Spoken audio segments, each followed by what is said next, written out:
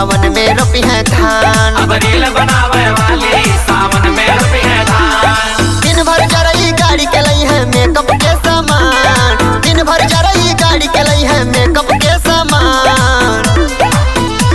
हाई video बनावे वाली सावन में रोपी है धान। अब रील बनावे वाली सावन में रोपी है धान। हाँ रील बनावे वाली सावन में रोपी है धान। अब रील बनावे वाली सावन में रोपी है धान।